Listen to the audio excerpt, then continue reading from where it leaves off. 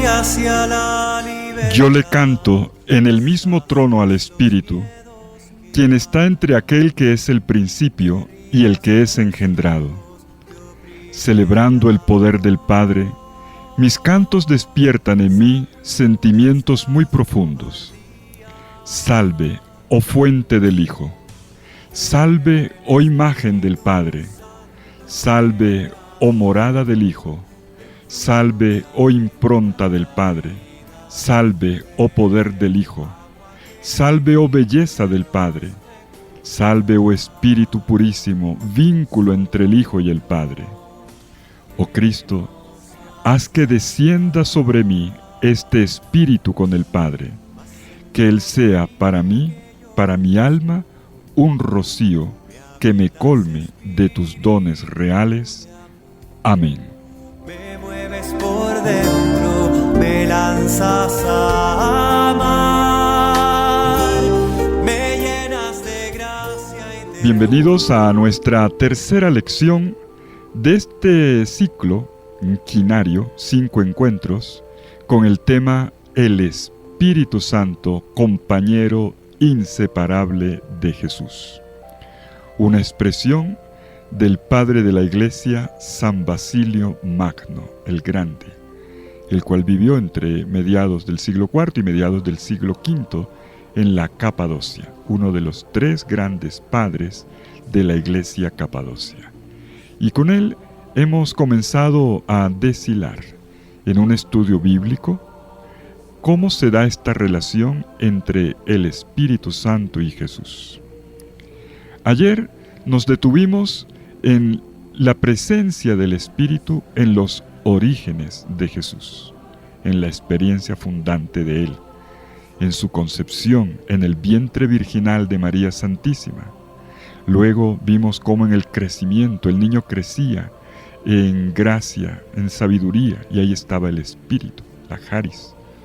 Luego vimos el texto del bautismo y enseguida nos detuvimos en el Espíritu Santo en las tentaciones de Jesús.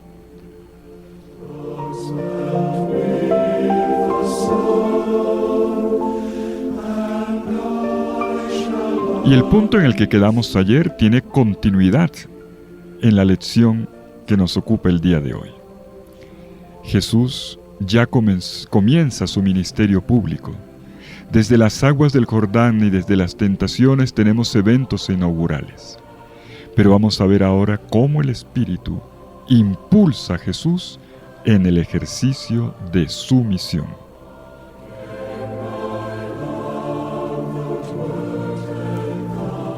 Segundo punto de nuestro itinerario: el Espíritu del Señor está sobre mí.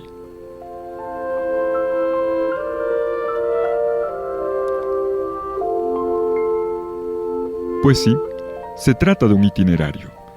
Y el paso siguiente de nuestro trayecto nos lleva ahora del desierto a Nazaret, para asistir allí al evento inaugural del ministerio de Jesús. Y protagonista es el Espíritu Santo.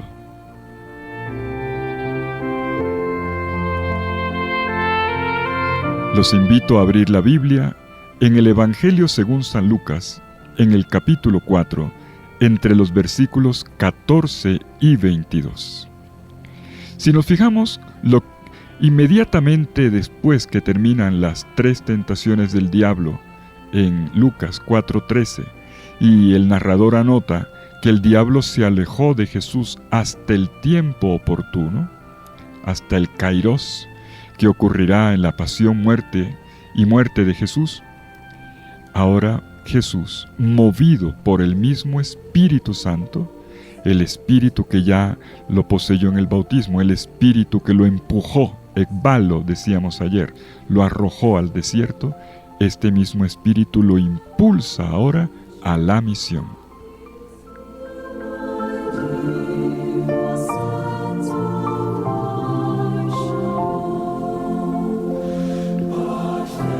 Dice el Evangelio de Lucas en el capítulo 4, versículos 15 y 16.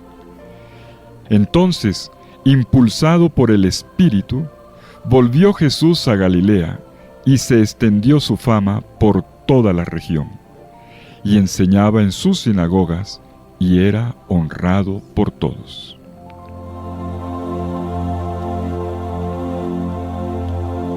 En este pequeño sumario que sintetiza el ministerio de Jesús en Galilea y que lo proyecta por el país entero, porque al final en 4:44 se dirá esto mismo, pero diciendo Judea, no la Judea como región, una región central del país, sino la Judea como la entendían en tiempos de Lucas, o sea, el país entero, la Judea provincia de romana.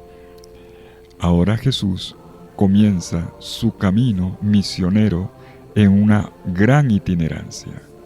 Y dice el texto, movido por el impulso del Espíritu Santo. El Espíritu Santo conduce a Jesús en la misión y en ella juega un papel determinante. Una misión en la que se deja apreciar el intenso dinamismo de un Jesús itinerante, imparable, incansable, que le da la vuelta al país entero, desde Galilea hasta la Judea. Dice el narrador que Jesús lo hace lleno del poder del Espíritu Santo. Una expresión que va a repetir enseguida en el episodio más específico de la sinagoga de Nazaret, en el capítulo 4, versículos 18 y 19, cuando el mismo Jesús lo diga: el Espíritu del Señor me ha ungido, me ha enviado a anunciar la buena noticia a los pobres. Y el mismo evangelista Lucas le da la voz al narrador en el capítulo 5, versículo 17, ya en plena misión más adelante, para decir, y la fuerza del Señor, la dinamis del Señor, que es el Espíritu, le impulsaba a hacer curaciones.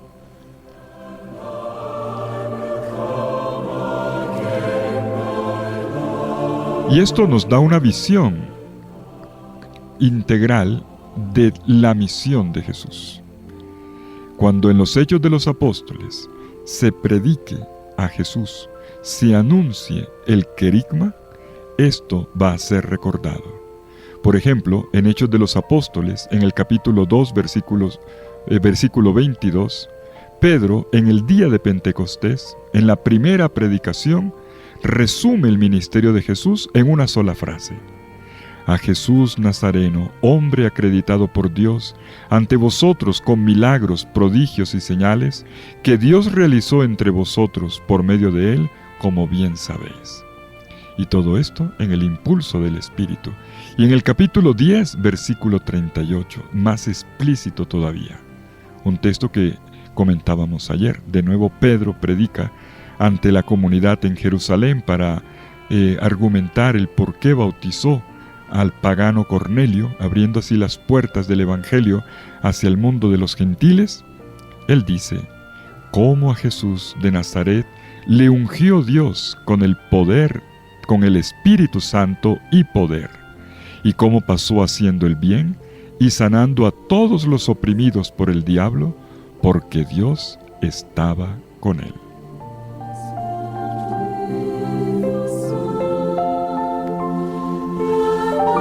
Es interesante ver cómo el Evangelio lo explana, lo desarrolla narrativamente, pero luego la predicación apostólica lo sintetiza.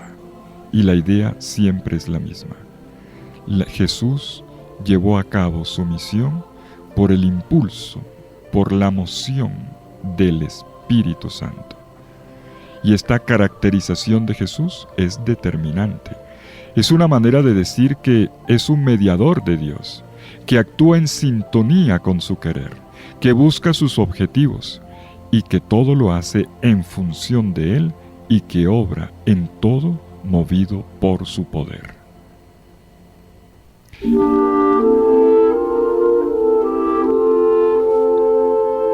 Entonces podemos decir que este retrato de Jesús en el comienzo de su vida pública, un retrato bien hecho en 4:14, y entonces el Espíritu, movido por el impulso del Espíritu, Jesús recorría. Jesús recorría Galilea, de sinagoga en sinagoga, enseñando en todos los lugares. Y la gente quedaba admirada. ¿Por qué? Porque todo lo hacía en el Espíritu. Entonces, como se sintetiza en Hechos 10:38, todo lo hacía bien.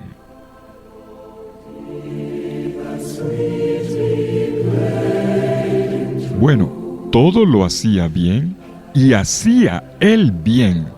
Es a esto a lo que mueve el Espíritu. Pero vamos, como anunciamos ayer, a profundizar. ¿Y qué es lo que cabe dentro de esta palabra bien? ¿Qué es lo que Jesús hace? Si esta es la clave de lectura de todo el Evangelio, del Evangelio entero, todo el ministerio de Jesús se debe al impulso del Espíritu, necesitamos desgranar el tema. Vamos a detenernos entonces en el pasaje que sigue. Lo primero que se dice de manera general, que Jesús recorría por impulso del Espíritu toda la Galilea, y después se dirá también que Judea, todo el país movido por el Espíritu enseñando. Ahora vamos a ver un caso en particular. Esto se profundiza en un solo pasaje, el relato programático del ministerio de Jesús en la sinagoga de Nazaret. Lucas, capítulo 4, versículos 16 al 21.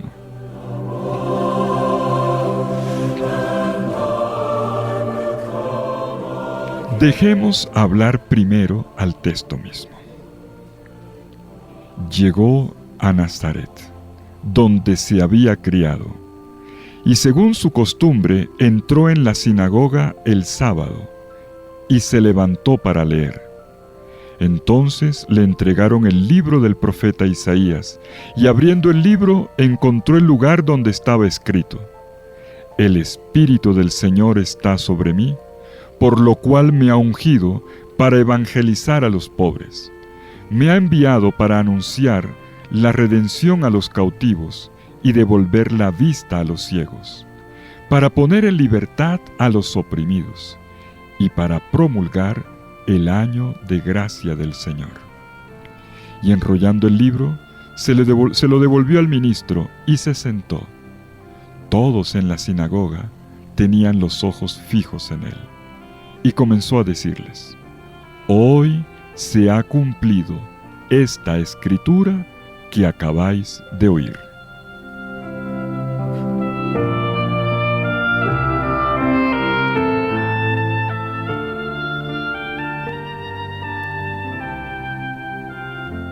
Así como veíamos ayer en el pasaje de las tentaciones, en la versión de Marcos, que era un relato cortico, breve pero intenso, Lucas, podemos decir, procede de la misma manera.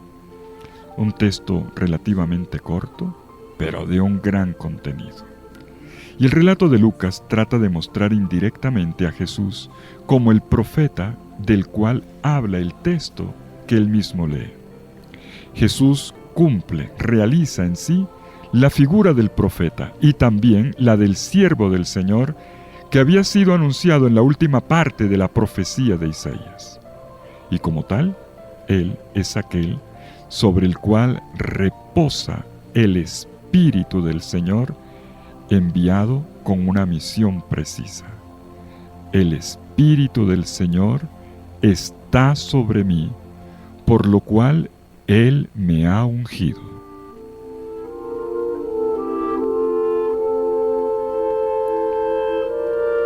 El Espíritu del Señor está sobre mí, lee Jesús en voz alta, a partir en el texto de Isaías, capítulo 60, versículos 1 y 2. Jesús proclama un texto del cual Él mismo es la realización. El Espíritu del Señor está sobre mí porque me ha ungido. Este es el momento en que los oyentes allá del Evangelio, un auditorio, se entera de algo que solamente hasta ahora los lectores del Evangelio sabíamos. Lo que ocurrió a las orillas del Jordán, después del bautismo de Juan, la llenura del Espíritu, el Padre que dice: este es mi Hijo amado, y el Espíritu que desciende en forma corporal como una paloma sobre Jesús, es un dato que manejamos los lectores, porque había sido una experiencia de Jesús interna, una experiencia de su oración. Ahora Jesús la va a explicar, la va a explicitar. Hasta ahora sabemos que Jesús está lleno del Espíritu, que lo impulsa a las tentaciones y que lo impulsa a la misión, pero Jesús se permite ahora informar, hacer entender a todos sus oyentes dónde está su secreto.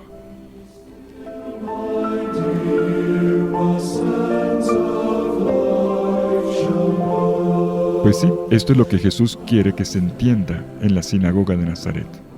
¿Dónde está su secreto? ¿De dónde proviene su identidad inaudita? Y podríamos decir de dónde proviene su intensa actividad, imparable, incansable.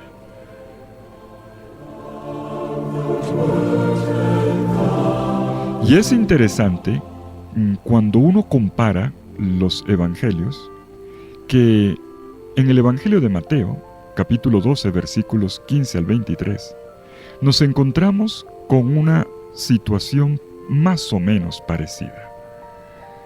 Cuando va a hablar de Jesús, el narrador de Mateo, dice que, explicativamente, que cuando Jesús sanaba a las personas enfermas, lo hacía porque estaba llevando a cabo una profecía.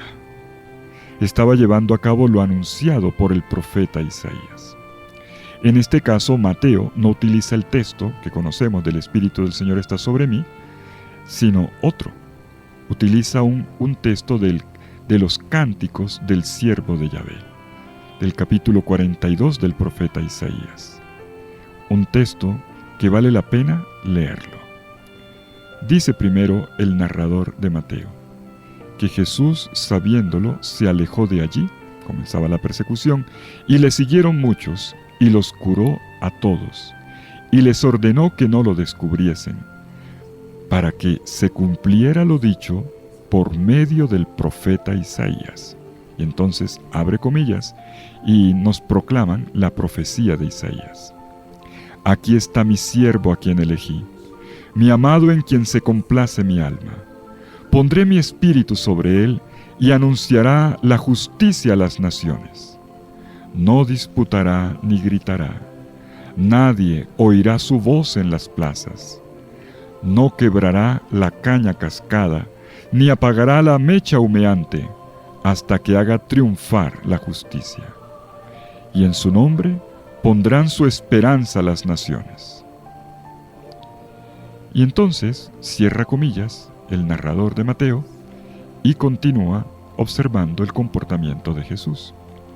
Dice, y entonces me llama la atención, en consecuencia, le trajeron a un endemoniado ciego y mudo, y lo curó, de manera que el mudo hablaba y veía.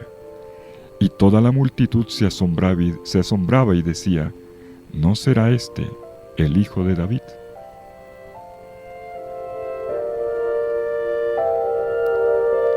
Fíjense ustedes en esto.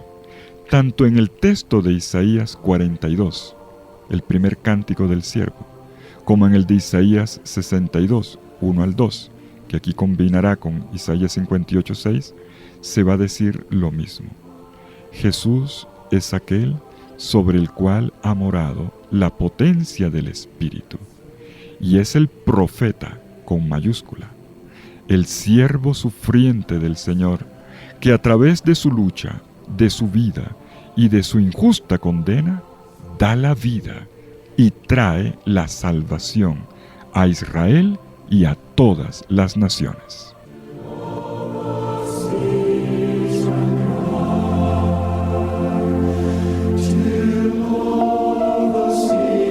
Pero volvamos a nuestro texto del capítulo 4 de Lucas, a la escena de la lectura de la profecía de Isaías 62, 1, 2 y 58, 6 en la sinagoga de Nazaret.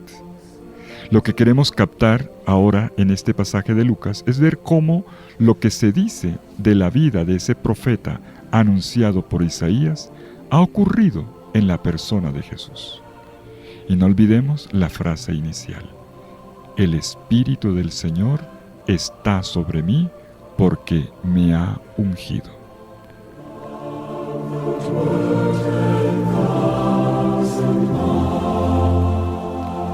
Jesús lee su identidad en las antiguas profecías. Y no hay que olvidarlo nunca.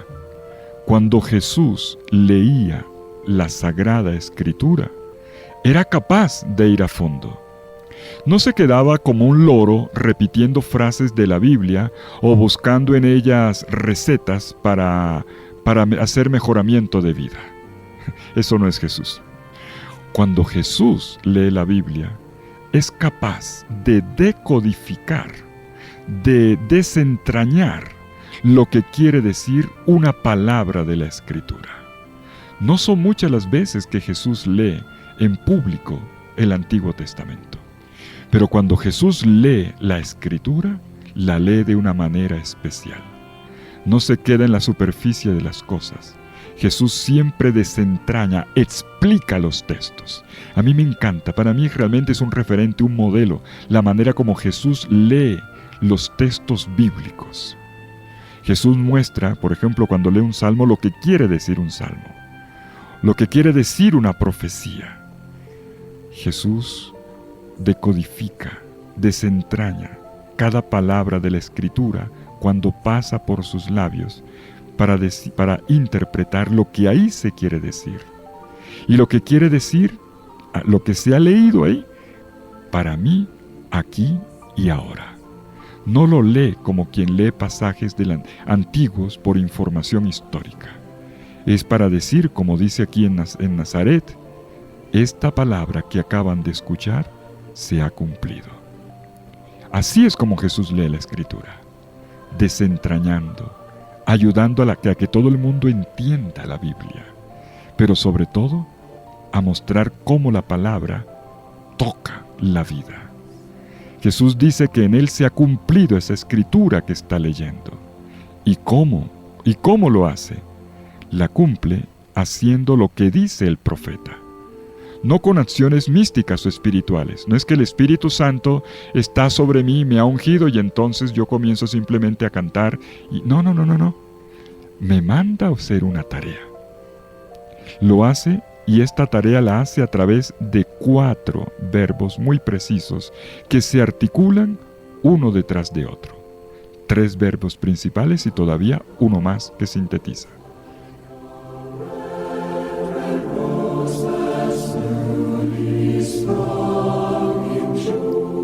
Y el punto de partida es: el Espíritu del Señor está sobre mí, por lo cual me ha ungido para anunciar a los pobres la buena noticia. ¿Cuál es la buena noticia? ¿Cuál es este Evangelio de Jesús que tiene como primeros destinatarios a los pobres? ¿Cuál es este Evangelio que no solamente dice Jesús, que es Jesús? Porque Jesús es el Evangelio viviente.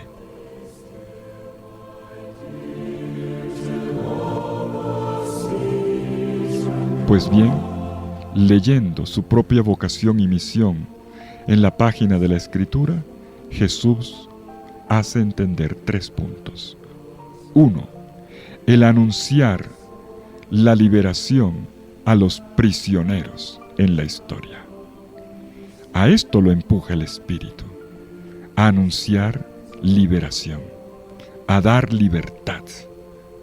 Donde está el Espíritu de Dios, hay libertad, va a decir Pablo.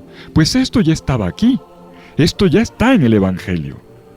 Lo primero que lo empuja el Espíritu a hacer en Jesús en la misión es a anunciar y hacer presente la liberación de los prisioneros. Jesús es impulsado por el Espíritu a anunciar liberación allí donde hay necesidad, allí donde hay cárceles, allí donde hay dependencias, allí donde hay sometimiento, allí donde hay humillación, allí donde hay injusticia.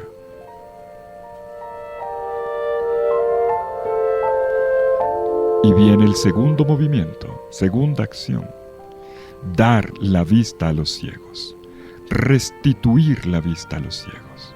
¿A qué mueve el Espíritu? A sanar. El Espíritu sana y hace sanar. Donde el Espíritu actúa, obran sanaciones. En el capítulo 5, versículo 17 de Lucas se va a ser todavía más explícito. Y el Espíritu y la fuerza de Dios, dinamis, en Lucas es el espíritu, y la dinamis y la fuerza de Dios lo llevaba a hacer sanaciones.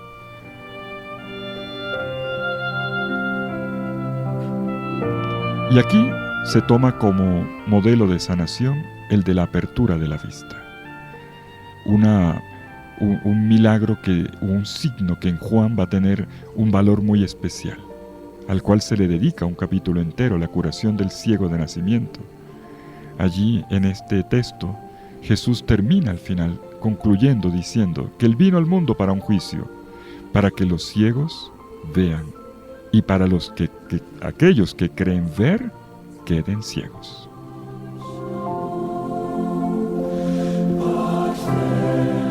Tercera acción del Espíritu.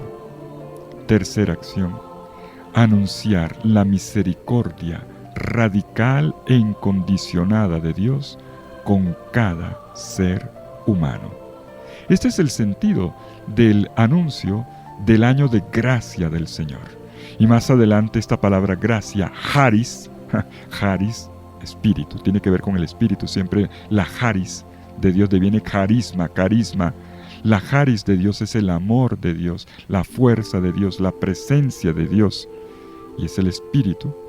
Pues esto aquí se va a traducir como misericordia. Jesús proclama una misericordia radical y sin condiciones por parte de Dios. Es interesante, y llamo la atención sobre esto, que cuando uno se va al Antiguo Testamento para ver la versión original de la profecía de Isaías que Jesús proclama en Nazaret, si uno se fija el punto en el que Jesús se detuvo en la lectura, la frase que seguía y que Jesús no leyó era "y proclamar un año de venganza del Señor". Pues resulta que Jesús no leyó esa frase. Jesús se quedó con la palabra gracia y se quedó con el anuncio de una misericordia.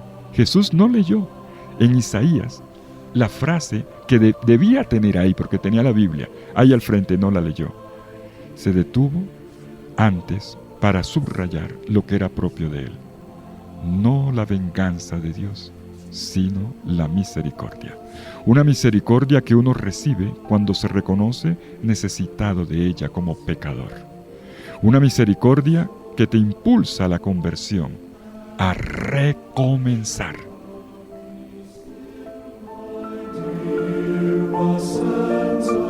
Eso es la misericordia. Dios coloca en la vida de uno un nuevo punto de partida.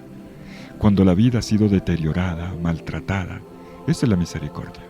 Vida frágil que necesita ser rehecha en las manos de Dios y que no se puede hacer con manos burdas porque desbarata el muñeco. Tiene que ser con manos de artista, con manos de papá, con manos de alfarero, con amor.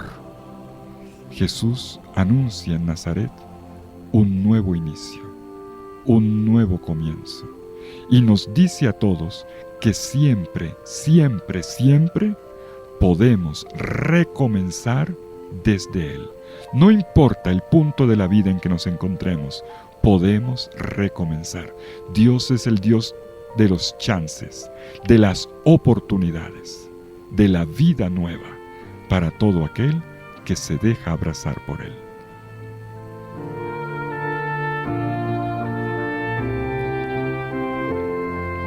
Y cuando Jesús dice que ha cumplido esta escritura, estas palabras que acaban de oír se han cumplido. La palabra cumplir tiene aquí mucha fuerza, tiene mucha fuerza. Jesús dice que ha cumplido la escritura que sus labios han proclamado y que ha resonado en los oídos de aquella comunidad orante en la sinagoga de Nazaret. Que ha resonado en los oídos, así dice el texto griego original. Estas palabras que han tocado sus oídos. Las traducciones lo colocan de otra manera y me parece extraño, pero lo hacen. El texto original dice, apenas estas palabras tocaron sus oídos, se ha cumplido.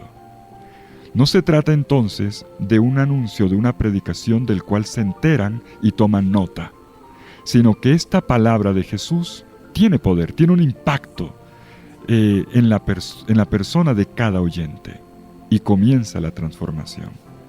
Jesús está diciendo, esta palabra no es una promesa de futuro. Yo estoy aquí, yo soy esa palabra. Si quieren, la pueden recibir o también la pueden ignorar. Pero aquí comienza todo. Jesús dice, aquí comienza lo que el Espíritu Santo me inspira a hacer y que quiere obrar en cada uno de ustedes por medio de mí. Esto fue lo que se cumplió aquel día en Nazaret. Y esto que Jesús anunció en la sinagoga de Nazaret es lo que continúa cumpliéndose. Permítame subrayar el verbo. Continúa cumpliéndose. El Espíritu hace que se cumpla la palabra. Y entonces los textos de la Biblia para ti ahora tienen un nuevo valor.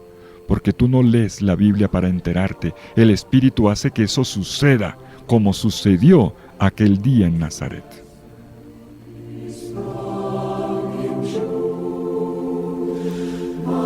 Y a mí personalmente, que estoy leyendo con ustedes todos los días la Escritura, esto personalmente me conmueve, me fascina. Cada vez que uno abre la Biblia, el Espíritu vuelve a actuar como en Nazaret. En cada página de la Escritura que se abre ante mis ojos y los tuyos, el Espíritu resucita la página santa y hace venir al Señor en medio de mí y de ti para anunciarla, para explicarla, como le gustaba tanto a Jesús, pero sobre todo para hacerla realidad.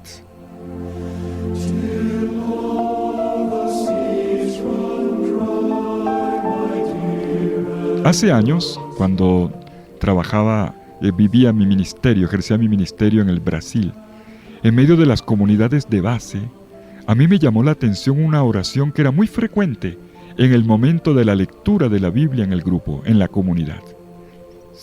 La oración que repetían era esta: te agradecemos, Padre, porque tu Hijo ha venido en medio de nosotros y nos ha explicado la Escritura. Y decía, wow.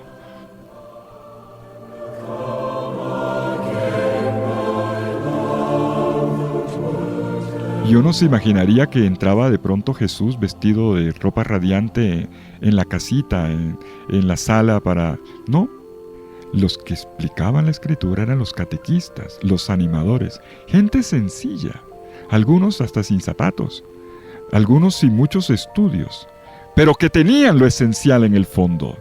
Estaban llenos del Espíritu Santo. Y ellos lo sabían muy bien. Sabían que cuando se lee la Escritura, el Espíritu Santo actúa en los oyentes. Hagan la prueba y verán. Lean la Biblia, proclámenla y verán cómo fluye el Espíritu. Cuando yo digo mis pensamientos, mis opiniones, no pasa nada. Pero cuando yo proclamo la palabra, siempre suceden cosas, porque no es uno, no es mi boca, no es mi voz, es la voz y la presencia de Dios por el Espíritu.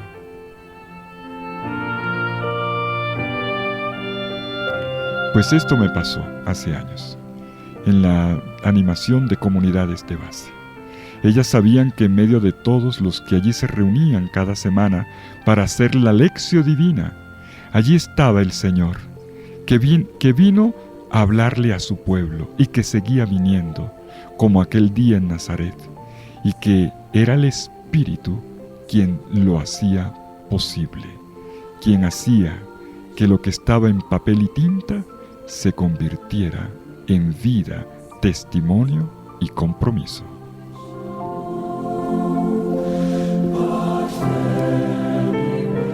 Ahora bien, veamos una cosa. Incluso un Lucas, que es tan sereno en su narrativa, no deja de hacer notar que hay algo que no funciona. Se da cuenta que todos en la sinagoga, a pesar de la maravilla de predicación de Jesús, al final se levantaron y sacaron a empujones a Jesús, arrastrándolo fuera de la sinagoga y llevándolo hasta un despeñadero, obviamente para matarlo. La intención era quitarlo de en medio. Y entonces, ¿qué era lo que les molestaba? ¿Por qué esta reacción tan violenta? Era esa humanidad con la que Jesús anunciaba la preferencia de Dios. Su preferencia por los descartados, como dice el Papa. Su narrar a un Dios que no se queda de brazos cruzados ante la injusticia y que le abre camino a su justicia por medio de la misericordia. Y perdóneme, hay gente a la que este tipo de cosas le da fastidio.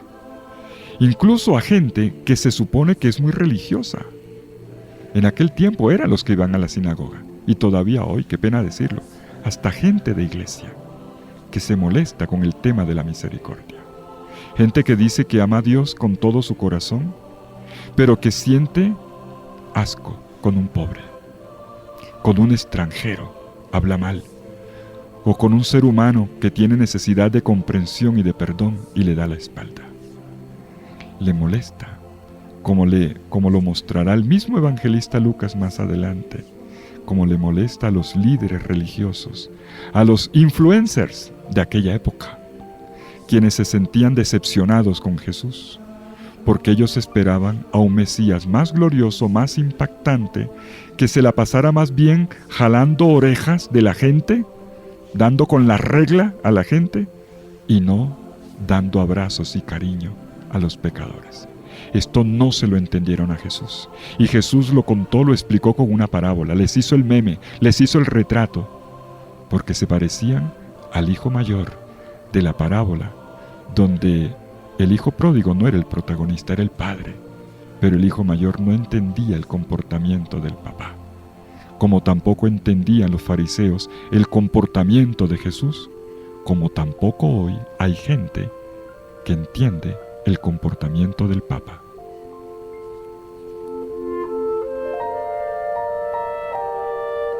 Sí, hay gente que se decepciona con la misericordia.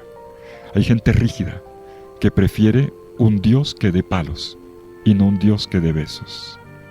Es como le pasó a Jonás.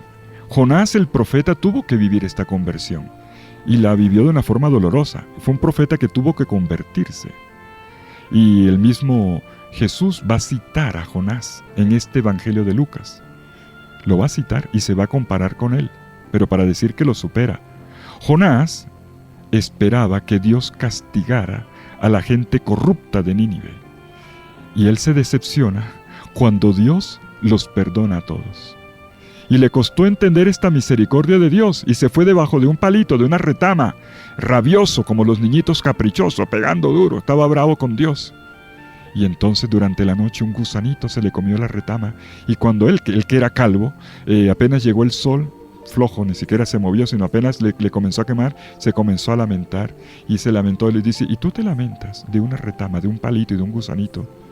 Y yo no voy a sentir dolor de este pueblo al cual yo quiero salvar. Dios le tuvo que enseñar lo que era la misericordia. El mismo que había predicado la conversión no entendió el perdón. Y con todo, Dios fue potente, tocó el corazón de una ciudad entera y la salvó. Y Jesús, recordando esta historia, hace un guiño y dice, aquí hay uno que es más que Jonás. Se refería a él. Aquí hay uno que es más que Jonás. Siempre será más fácil anunciar castigos que transformaciones. Presentar a un Dios que intimida con dureza que a un Dios misericordioso que recupera a la gente desde dentro y que hace hombres y mujeres nuevos.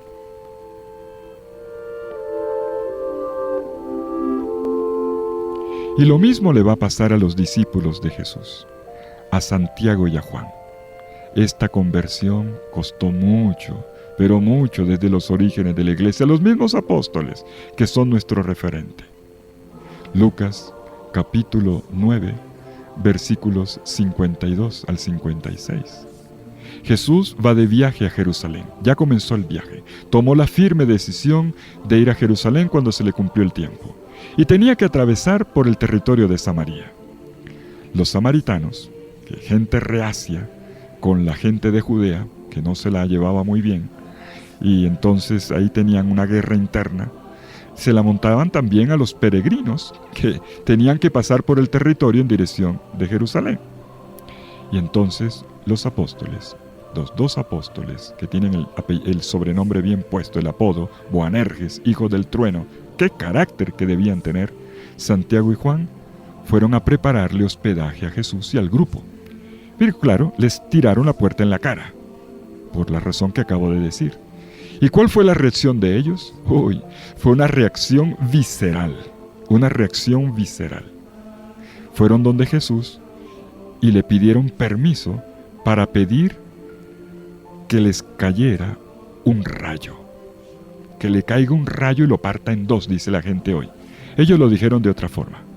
Señor, pedimos que caiga fuego del cielo y los devore.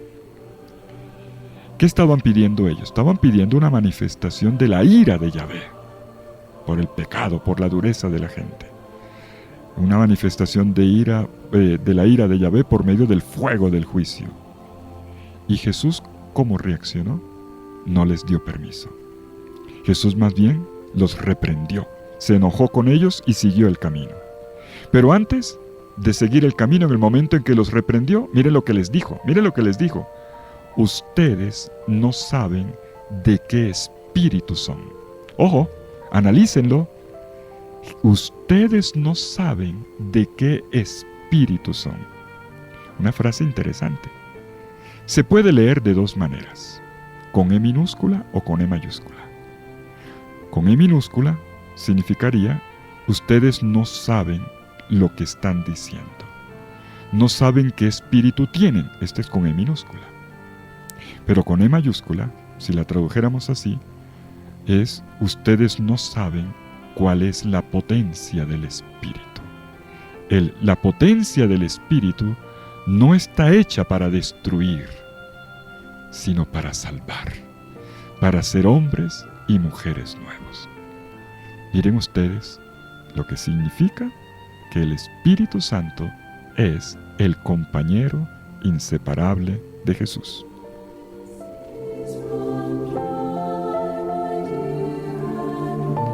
Y curiosamente, es siempre la gente más religiosa la que más hace escándalo, como pasa en todos los tiempos.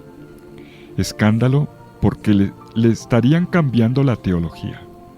Escándalo ante un Dios que es anunciado como una buena noticia. Un Dios que es anunciado de una forma tan sencilla y humana, como uno que se pone del lado de los vulnerables, que sana a los enfermos, que libera a las personas oprimidas por condicionamientos sociales o también por sus propios vicios, por sus propios condicionamientos internos. Pero este es el Dios del reino.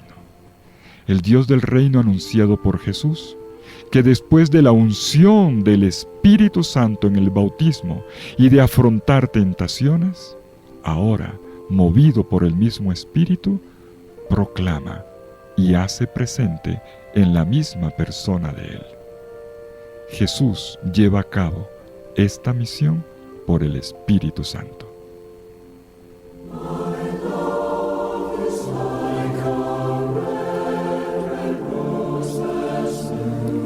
Y es hermoso ver cómo esta frase es tan significativa que no se entiende nada de la misión de Jesús si no volvemos a ella. El Espíritu del Señor está sobre mí porque me ha ungido. Es por este Espíritu que Jesús anuncia lo más grande de Dios de una forma tan cotidiana, tan humana, tan cercana, sin que por eso deje de ser eterno. Uno que toca los anhelos más profundos que cada persona lleva en el corazón. Esto es buena noticia. Buena noticia que se puede resumir entonces en 3 palabras: liberación, sanación y misericordia.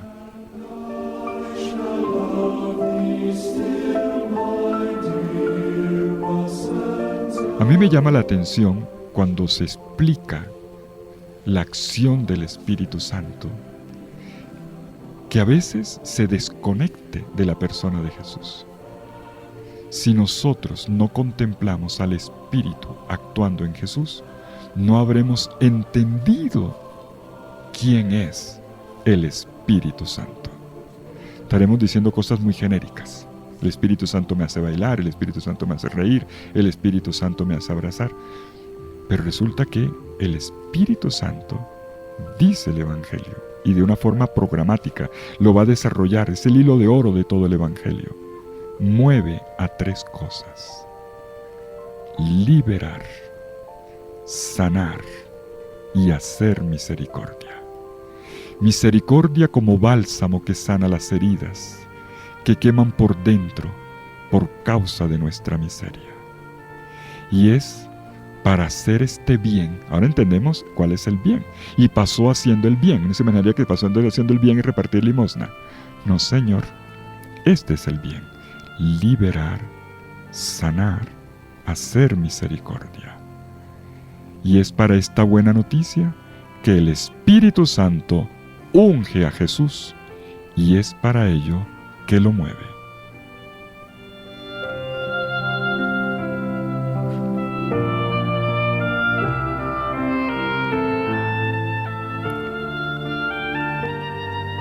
Y a pesar de que este anuncio, movido por el Espíritu, cayó mal en la sinagoga de Nazaret aquel primer día, la misión de Jesús siguió adelante.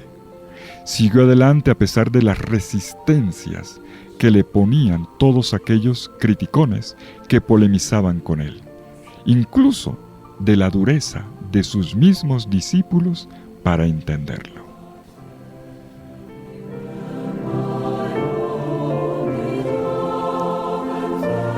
Tenemos en nuestro estudio bíblico entonces hoy cómo el Espíritu Santo mueve a Jesús a la misión y a cuál misión.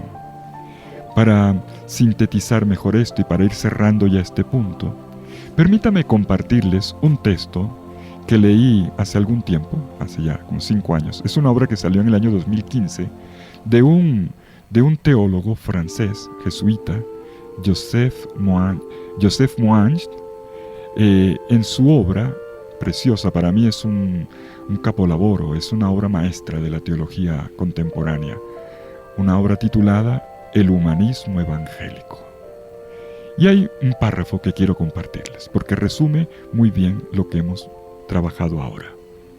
Dice: Jesús ha sido acusado por las autoridades religiosas por palabras o gestos que fueron considerados como revolucionarios y sediciosos con respecto a lo que el templo de Jerusalén representaba. Palabras o gestos que habrían podido perturbar al pueblo y provocar una represión por parte de los ocupantes romanos. Era así como lo veían las autoridades judías. Y entonces Jesús fue condenado como un blasfemo y fue remitido a la autoridad romana, que lo crucificó fuera de la ciudad santa, como un excomulgado, y lo expuso en el madero de una cruz como un objeto de maldición. En consecuencia, Jesús ha sido rechazado por su propia religión, de la cual habría, como pensaban algunos líderes religiosos de esta religión, habría pasado la raya, habría ultrapasado el límite. No había desafiado realmente las prohibiciones.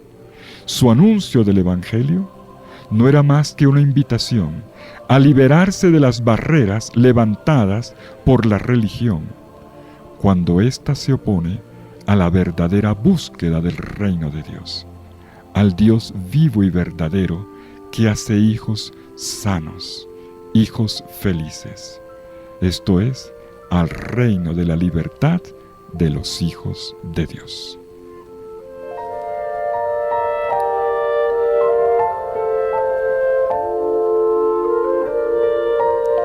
Pues sí, Jesús hizo esto impulsado por la potencia del Espíritu Santo. Y curiosamente, esto le molestó a algunos. Algunos se rasgaban vestiduras y movían el puño y sacudían el zapato fastidiados. Jesús fue condenado por causa del reino de Dios que anunciaba. Y hay que decir que si Jesús era un hombre como solo Dios nos lo podía dar, también me atrevería a decir que un Dios como el Dios del reino, precisamente el que Jesús daba a conocer, solo Él lo podía anunciar.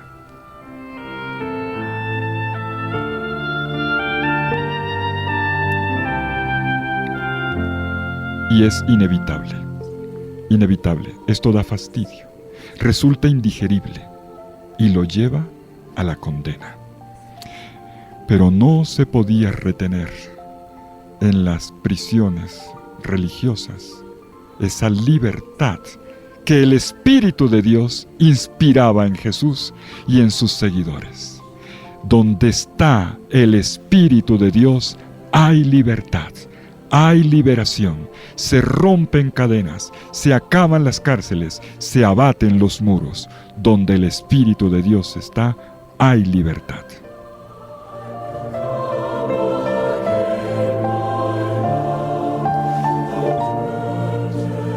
Y esto tiene consecuencias. Si pensamos en el Espíritu como viento, como un viento fresquísimo, como lo percibieron en los orígenes de la Iglesia, un viento que las autoridades religiosas intentaron en vano capturar. Un viento que, ay Dios, a veces dejamos pasar prefiriendo otras atmósferas, prefiriendo respirar otros aires.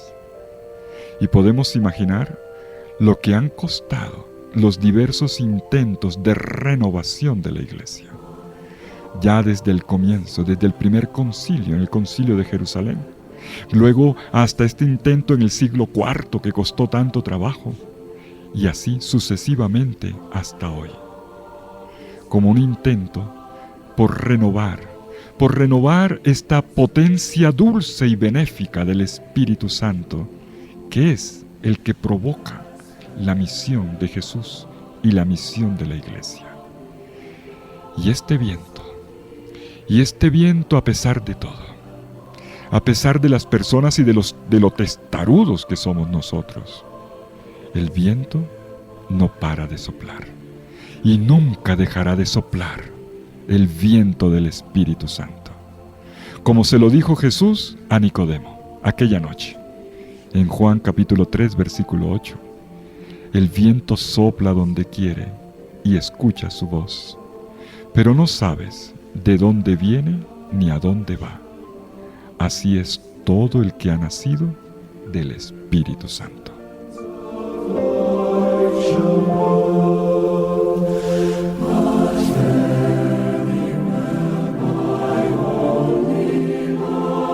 El Espíritu del Señor está sobre mí porque me ha ungido. Me ha enviado a anunciar la buena noticia a los pobres, la liberación a los cautivos, la vista a los ciegos, la libertad a los oprimidos y anunciar un año de gracia del Señor. Liberación, sanación y misericordia. Las tres líneas fuerza de la misión de Jesús, obradas por esta unción del Espíritu Santo.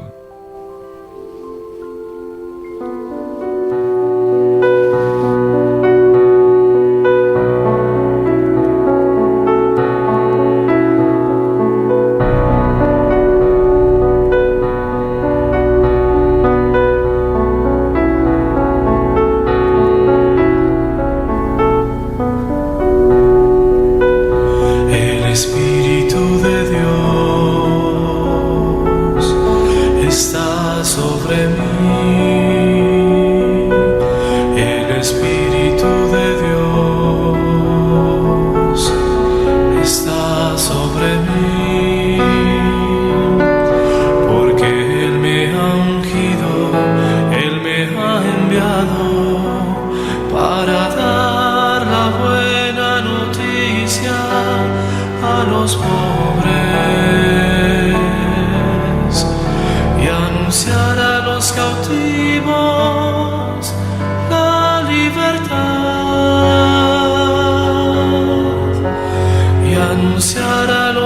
cautivos la libertad y a los ciegos la vista, la libertad al oprimido y anunciar la salvación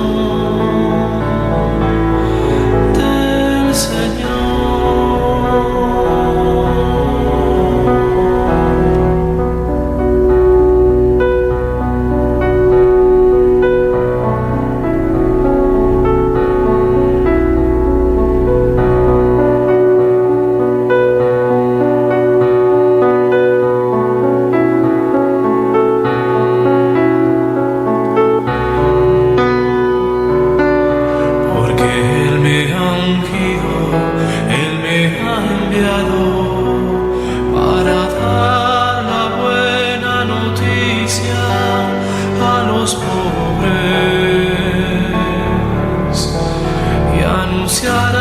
Cautivos la libertad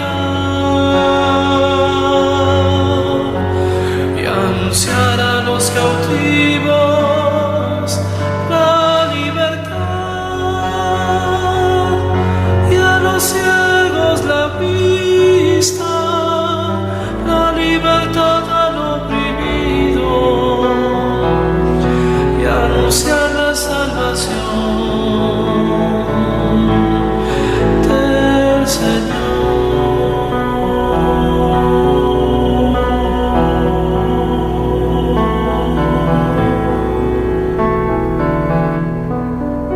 Hoy hemos estudiado el tema El Espíritu unge a Jesús para llevar a cabo su misión de liberación, sanación y misericordia. Ha sido el segundo paso dentro de nuestro itinerario que tiene como horizonte el Espíritu compañero inseparable de Jesús. Mañana continuaremos con el siguiente paso de nuestra trayectoria. El Espíritu Santo, gozo de Jesús, alegría, el que lo hace exultar de alegría. Y terminemos con una de las estrofas más bellas del Veni Creator, de la oración Ven Espíritu Santo, que en estos días de preparación de Pentecostés oramos con tanta intensidad. Ven Espíritu Santo, riega la tierra en sequía, sana el corazón enfermo, lava las manchas, infunde calor de vida en el hielo, doma el espíritu indómito, guía al que tuerce el sendero. Amén.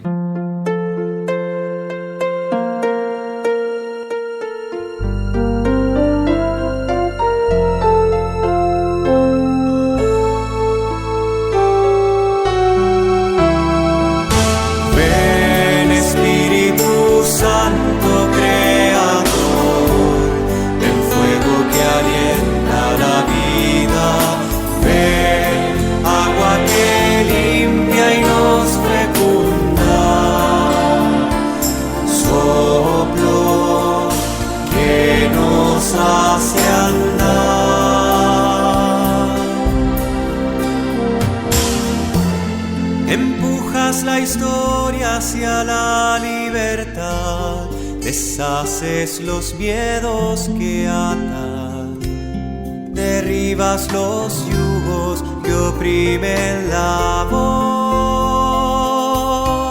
sacudes las cobardías. Ven Espíritu Santo Creador, el fuego que alienta la vida, ven agua que limpia y nos fecunda, soplo que nos hace andar, más dentro de mí que yo mismo, me habitas espíritu de amor. Me mueves por dentro, alcanzas a amar, me llenas de gracia y ternura. Ven Espíritu Santo Creador, ven fuego que alienta la vida, ven agua que limpia y nos fecunda, soplo que nos hace andar. Me alzas del polvo, me pones de pie, me abres de nuevo el camino, me imprimes a fuego en el corazón el rostro de Cristo el Señor. Ven Espíritu Santo Creador, ven Consolador de los pobres.